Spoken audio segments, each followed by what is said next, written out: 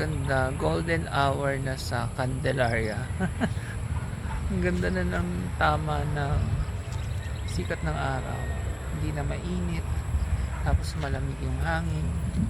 Pinawalking ko si Panther. Tapos na si Bebe Baby. Titingnan niya yung mga baka doon. Panther!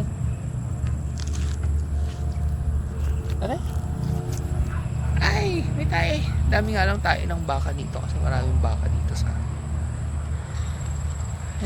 ganito lang yung buhay araw-araw. Pagka walking ko sa kanila, papakainin ni Paul, ako naman nagtatrabaho na. Tapos mga alas 7 kakain na kami. Ganun lang, paulit-ulit.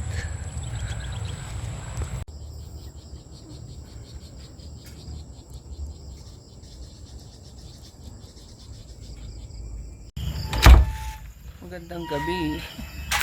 Lalabas kami ni Paul, magpeperya kami.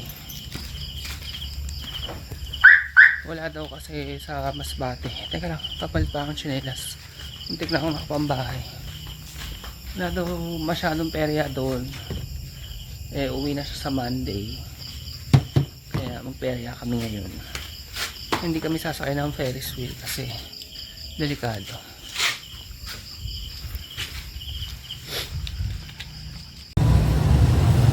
Layo. Yan, malapit na kami. Nagpark lang kami somewhere kasi wala nang parking dito. Nasa tabing kalsada kasi.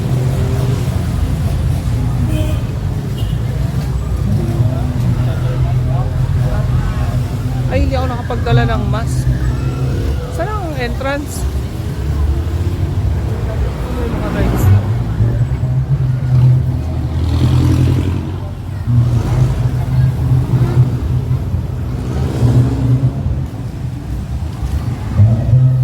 Nakalimutan ko magdalang mask. Buti pa si Paul may mask. Paul may ticket. Teka lang. May entrance fee na 10 piso. Okay lang, ang mura lang ng entrance. Tapos ang daming malaki siya, akala ko maliit sa labas. Malaki pala, daming tao. Pero ang daming daming rides. Sampu-sampu lang muna tayo para din sa mga nagnanais sa baligan. Straight diagonal, apatan ng limahan. Madali lang sa naman ha, may pattern ko natin nadugan. Street food. Unan ko lang. Mamaya po kakain kami.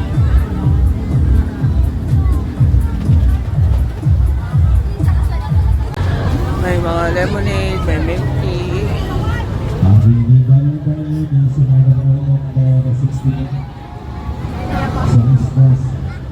Ferris wheel 50 pesos. Pero sabi ko kay Paul, wag sumakay dyan. So may Viking, ewan ko kung sasakit.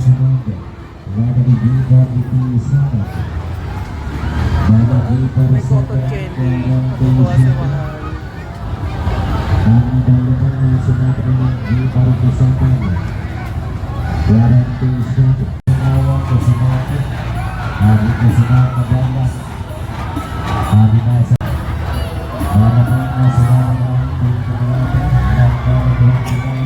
Yung mga nagdanay sa Manya, yung mga pasilip-silip dyan, hanap lang ng bus, no? Marami pang Grabe daming tao.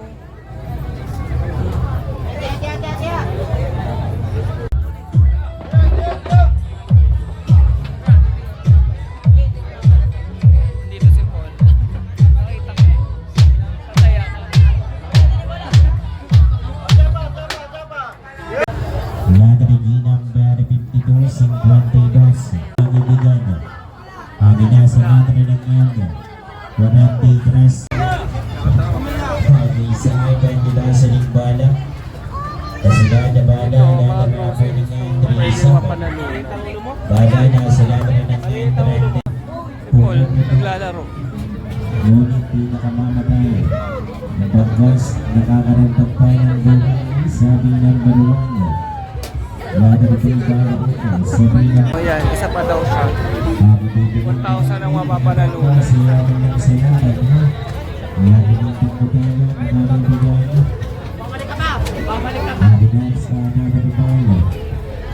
Pagkasunod na trapo ng G57. Pagkibala na sila ng G57 si Chevy. Pagkibala na sila ng G57. Munti ka na palagi. Straight ka lang. Nasa na trapo naman ng Isinuwendo ng Banaminding. Bala pa na sila ng trapo ng number 19. Isinuwendo ng Ganaon sa Gusto ko sana sumakay dyan. Kaso feeling ko may hilo ako. Kaya wag na lang. Wala pa akong nasasakyan or natatayaan. Pero bibili akong cotton candy mamaya. Bala po na sinatara ng O number 64. At sa darating po naman na February 25, midnight po namin yun, patatamaan 100,000 po para sa punuan ng kardon sa darating po na February 25 na sinatara po ng M31. Yun na nga lang yung nilaro ko. Hindi pa ako nanalo. Mahirap din. Ay, 17 sa I-17. So, nasa bahay na kami. Ito ang aking haul. Nakabili akong cotton candy. Saka popcorn. Butter ata itong isa. Tapos yung isa cheese. Yung cheese. Diba? Yung mga kwek-kwek next time na lang. Kasi kumain na kami. Busog na ako. Tapos snack lang habang nanonood-nood, nagpapaantok. So, kwento ko lang, naglaro kami yung bingo, 50 pesos, 3 block. Nagpuro kami parehas ni Paul, pero kung hanggang puro lang, isa na lang biglang may nagbingo na. So, talo ang 50. Tapos si Paul, nanalo siya dun sa isang game, pero yung napanalunan niya dun, itinaya niya dun sa isa. Wala na din. So ending, wala kami napanalunan parehas. At least nag-enjoy naman kami, yun na lang. Yun na yung namin. Ay hindi, pagbalik ni Mahal, magyayain ko din siya doon kasi yung mga kwek-kwek nga, mga street foods. Good night.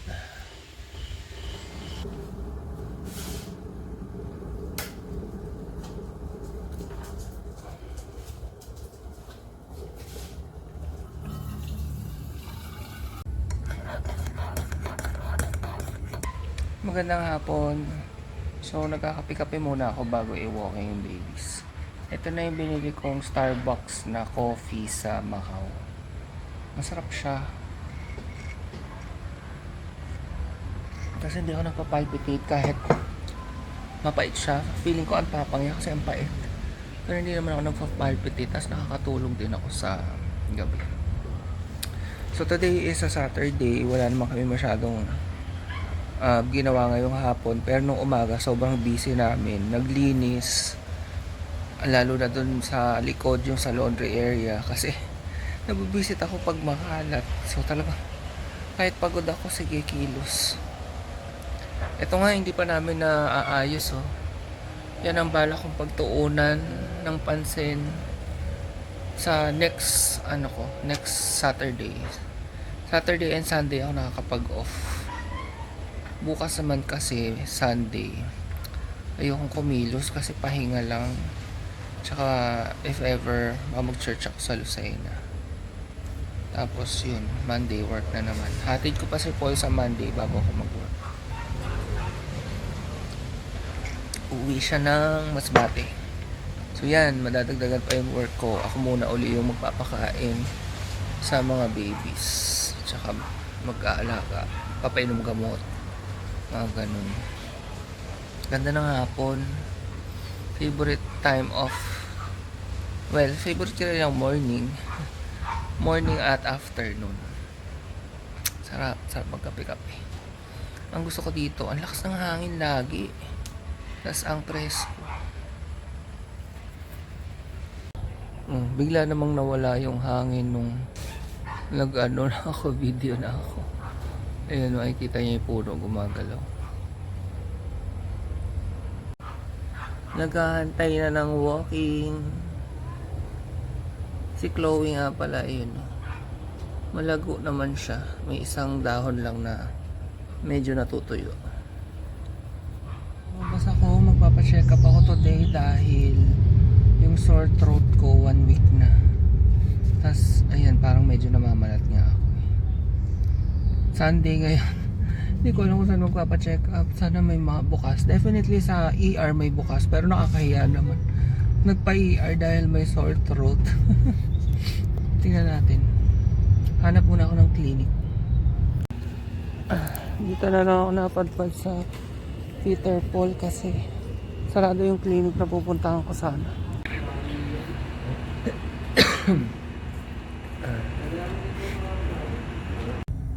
Okay, na-check up na ako. Ang gusto ko dito, ang bilis. Wala pa akong 30 minutes tapos na. Pag dun kasi sa isang doktor ko, Diyos ko, maghapon. Tapos nagpapa-appointment pa, dito ER, check up ako. May nana na raw yung lalamunan ko kaya hindi gumagaling, sabi. Ba't mo pinaabot ng 1 week? Actually 6 days pa lang bukas mo 1 week. Pero yan, niresatahan ako ng gamot. So 10:22 pa lang, iniisip ko kung pupunta ba akong Rizal para makita yung bahay. Pwede rin para, pero kailangan ko rin magpahinga eh. Pahinga na lang, uwi na lang akong bahay siguro. Pero punta muna akong Walter, grocery konti tsaka biling gamot. Ang laki ng aso, grabe. Thank you. Ang laki. May hapcha na dito sa amin. Umuwi na lang ako sa bahay para makapahinga din kasi baka lalo ako magkasakit. Ang lakas ng hangin, Diyos ko. Sara ko na nga ng bitana. Lakas ng hangin ngayong araw dito sa amin. Ewan ko kung anong meron. Kasi nagliparan nga yung mga upuan sa labas eh. Aray. For lunch, bumili lang akong plant-based burger steak sa 7-Eleven at wala na akong energy buksan konti magluto. Tapos si Paul, sabi ko bilhin lang siyang ulam, bukas uuwi siyang Masbate, hatid ko siya sa port. Ito okay lang buksan, nasa kabilang side naman yung hangin. Pakita ko nga sa inyo. Oh, bukas, diba? Sa hangin. Ang alam ko may bagyo pero hindi pa yan yun kasi nasa Mindanao pa yung bagyo eh. Magandang hapon. Hapon na naman.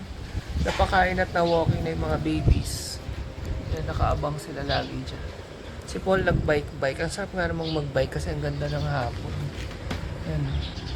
Ganda. Mahangin, malamig.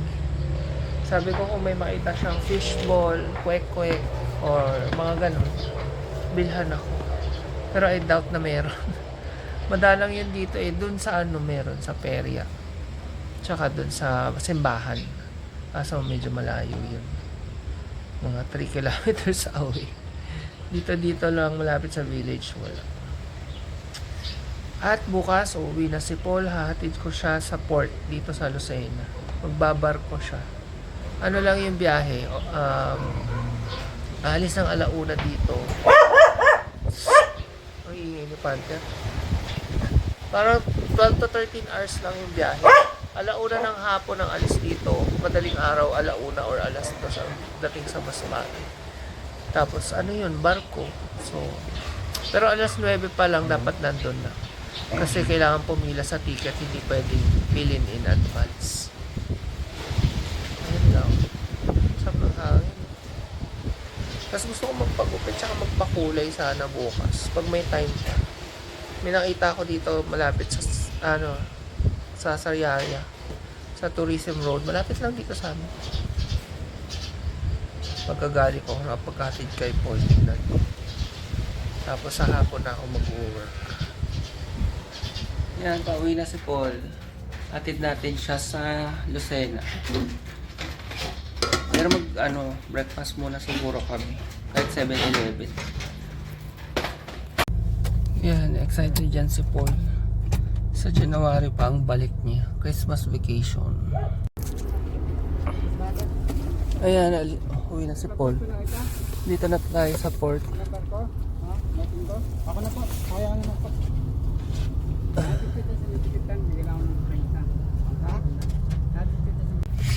So yun, natin ko na si Paul. Hindi ko na siya sinamahan papasok. Kaya yan na yun. Tsaka pasahero lang po papasok. Anyway, 9 o'clock, 9:22. 1 pa yung ay alis ng barko. Pero kailangan na pumila ng maaga dahil yung ticket na yan. Dagat na yan. Hindi lang kita eh.